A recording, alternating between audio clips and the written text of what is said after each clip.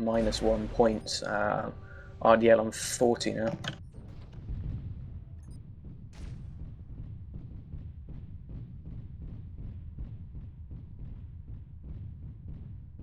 I see.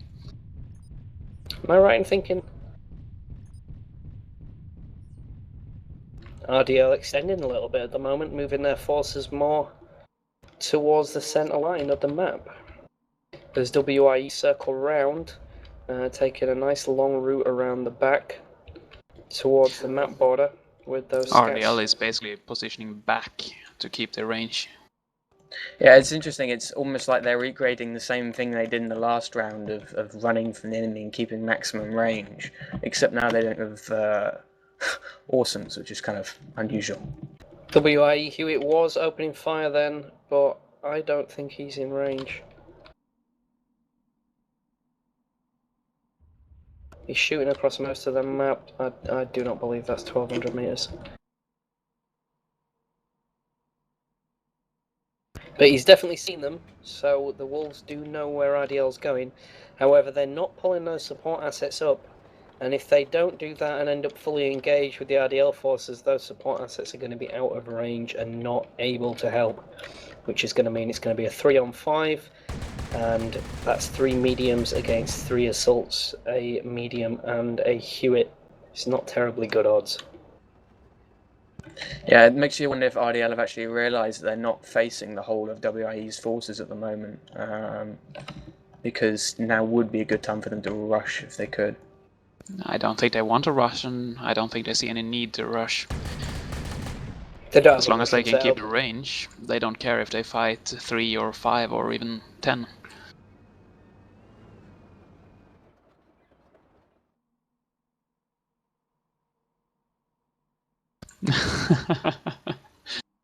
It's not a rush in Death Legion.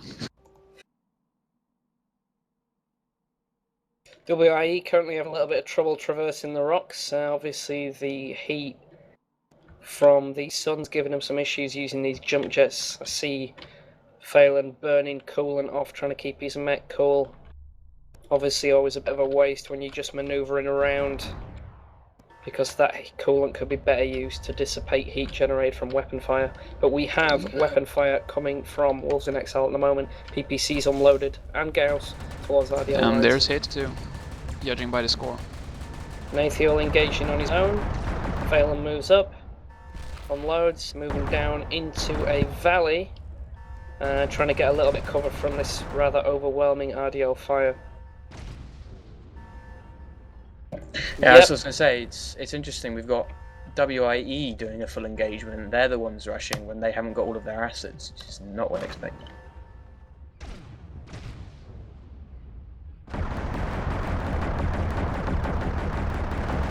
Yeah, I got some of the commentators talking about that as well, some of the observers.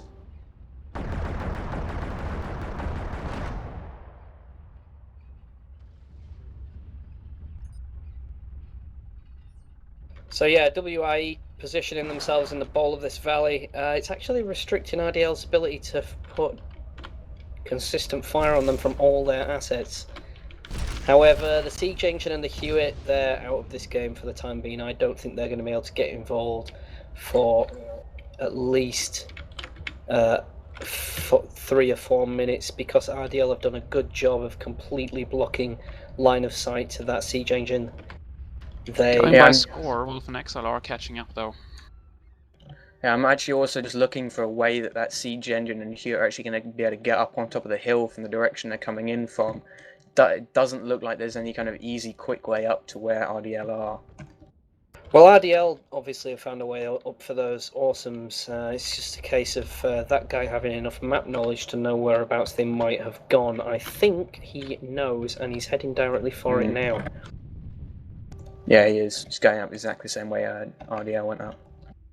So, Grim Dealer is actually going to be in support range a little bit sooner than I thought. He is going to be able to unload some of those ATMs, those very nice, painful ATMs on the RDL line, and they have no lambs, which means that those ATMs are going to be doing full effect as long as they hit. It's going to take them a little while to get into cover from that position with mechs like that as well. So looks like the Shadowcats are trying to retreat back. And taking fire as I go. Grim Dealer currently content to sit behind a hill and not help out. I'm not sure if this is part of their strategy, or if he's just a little unsure as to whether or not it's safe for him to poke his head up. But, well, I would agree if RDL weren't engaging with those scats then, but they were pretty focused on those scats. They were pounding light gauss after light gauss shot, and the Hewitt was engaging as well. If he'd have popped up for a salvo or two, might have been able to do some free damage without taking any. But, you know, I mean, I don't blame them for playing safe.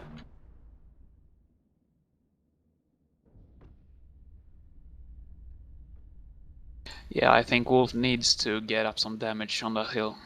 They will out-damage RDL if they just get their weapons on them. Yeah, we got a lost limb on one of the Shadow Cats of WiE. It's the Gauss rifle. 6 lost his Gauss, and he's also taken light Gauss hits into that exposed torso section, which is going to... We have Grim Dealer going up now. Grim Dealer's poked his head up, but there's no scats for the RDL to shoot at, so he was going to get... He got hit by pretty much most of the team then. Phelan jumping up, getting absolutely hammered by the fire there. That is crushed. The problem with jump jetting on extremity. The low grav just and keeps he's going crit. There. Oh my god. In the middle of them. And there's a death as well, 6 down. The crit has killed Sig. That torso must have been pretty much finished when the arm went off of it. Yep, crit damage through that side torso. I thought that looked painful. He wasn't reacting well to it, so obviously that left him with very little health at all. Grim Dealer's walked off the cliff, putting himself in a rather bad position down at the bottom of the bowl, and I don't think he can get out of there. Now, I saw something interesting there as well. We had missiles fly off in all directions in the way you usually get when a component's damaged, but I can't see anything missing from the MK2. Does anyone else know what that could have been? I think he just dumb-fired, actually. I think he fired before he had a lock. And they usually travel straight though, at least. Missile pod taken out, but not destroyed. But not working anymore. So he has lost one of those ATMs. Indeed. Well, Mayfield's gone. All that is left is Grim Dealer. Grim Dealer. That is true, they still have the Hewitt. Almost looks like he... let me just check him out. Almost looks like he isn't even playing anymore. I see no movement, his position isn't good. I suspect there's quite a deal of communication going on between those two assets, which have now been kind of separated very neatly, actually. I can't really see it being very easy for them to meet up again at this point. So I imagine they're actually just talking and trying to work out what they're going to do here. But yeah, it certainly doesn't look good for them. I'm surprised not to see some initiative from RDL here. I think they could afford to go up and finish that siege engine. Yeah, certainly. They should be moving at this point just to finish this fight off. It's 5v2 and RDL haven't taken that much damage. I'd say they've pretty clearly got this one. So they can finish it fairly easily. On Wolfmax's outside, my tactic would be just simple type GG and all done. RDL moving away. Obviously scared of a Hewitt and a assault mech, which might mean that they've taken a little bit more damage than we think.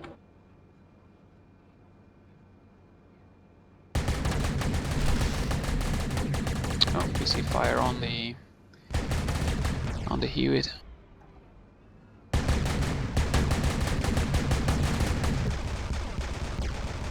There you go. There we go. I was going to say, actually, it's sometimes something you see where you can't tell from spectator, but you get one team which doesn't look like they've taken any damage, whereas in fact they've got holes and CTs and left torsos and all kinds. So yeah, there you go, another one. Yeah, there's another one. 2 RDL guys down. And critical as well. So that may well be why they've been playing more cautiously, is to us it doesn't look like there's damage, but they might well have holes all over. Oh no, that's interesting. That leaves 2 assault mechs and a Hewitt.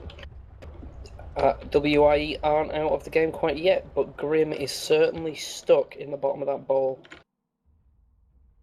Looks like RDL are going to try and move in and finish him now as well.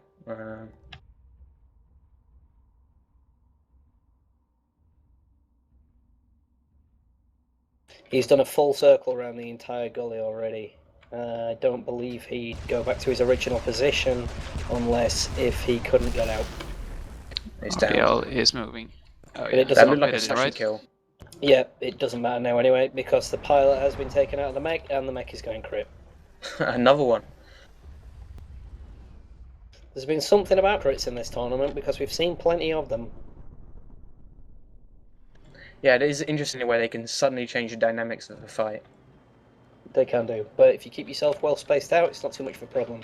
RDL had that Uziel far enough out of the way so that that crit wasn't an issue for them. Because obviously one of the major issues for assault mechs is they can't get away when things go bad. So you've got to get your formation set up when you deploy them to make sure that any crits or any other issues aren't, like firebombs, artillery, isn't going to fuck up the entire group. Now it's going to be interesting to see how they decide to deal with this one remaining Hewitt.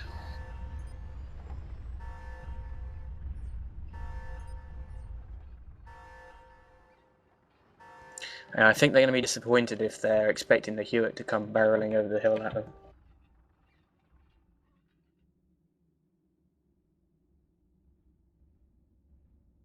It does look like taking the initiative again and moving out, which is only proper when you have 2 assault mechs and a tank against 1 tank. Again, we do not know how damaged they are, but still that Hewitt should also be quite damaged. Yeah, it did seem to take damage. Quite often you find the Hewitt gets completely ignored in combat, but I don't think this is one of those situations.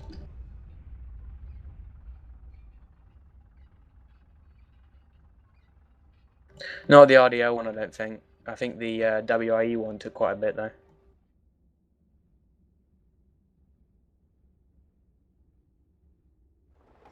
This is true. He's been hit front, rear, side a little bit. Just depends if they put any fire into that turret or not, because obviously he can just keep spinning if they haven't. This is going to be it now, I think. Looks like it's going to be the end.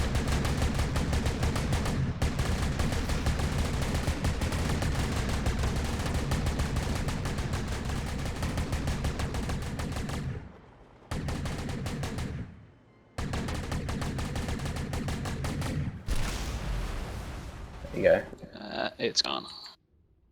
And there we go. Match 2 to RDL, which leaves the score at 2-0. Do you think that one...